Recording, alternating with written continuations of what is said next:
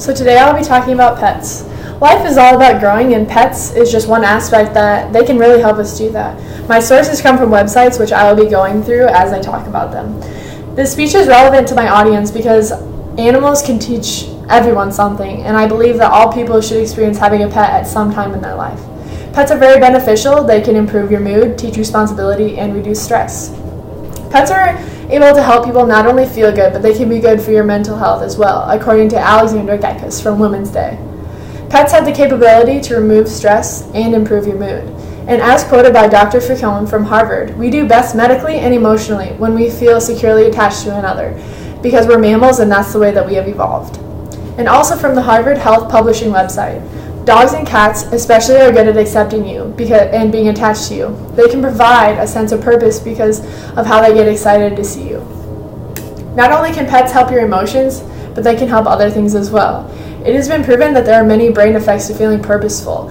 Just an example is reduced stress, and people with PTSD, animals have been shown to help a lot with that, according to Sydney Stevens. And the reduced stress can alter your breathing rate, blood pressure, oxygen consumption, anxiety levels, and much more, according to Dr. Foucault. From the website Disabled World, pet owners have been shown to stay healthier and save money even on healthcare. There can be risks, of course, but I believe that the pros definitely outweigh the cons. One of the risks can be for older adults that the animals could get under their feet, from the website Harvard Health Publishing. I do agree that that could happen, but for someone with those issues, they could get a pet that maybe be more accustomed to their needs or wouldn't get in their way, such as a hamster or something in a cage or even a fish.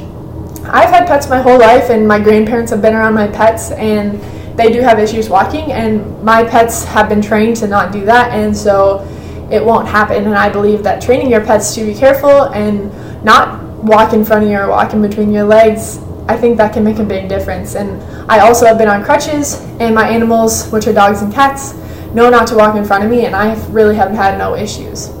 Another argument is that pets can be expensive. And yes, there are costs when it comes to pets, but to have them help you live a healthy life, reduce stress, and to feel safe is well worth it to me. And like I said before, if money is an issue for you, you can even go for an animal that does not have as many costs. Surely there are some animals that will cost more than others, and I think that you can start with something that requires less funding for your needs. And according to Jamie Baxter, there's a study of 20 million that show a lower sign of obesity, and this is kind of goes with what I said earlier about the healthcare. I know you can't read it, so I will read it to you. It says that 132.8 million pet owners visit a doctor 0.6 times less than the average non-pet owner, resulting in a cost savings of 11.37 billion.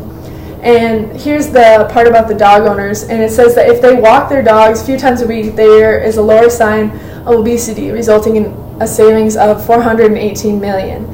And down here it just talks about that there's lots of research that proves that pets are very beneficial to, I guess I'll show you. It's cardiovascular disease, infection control, hypertension, cholesterol, allergies, stress, blood pressure, and mental health. So those are just a few things that pets can really help you with. And not only can pets help you with these things, but they can also teach you responsibility. If you are younger and you're wanting kids someday, pets can be really good practice. They teach you to clean up for them and how to care for them. They let you know what their needs are, and you can tell by the way that they act.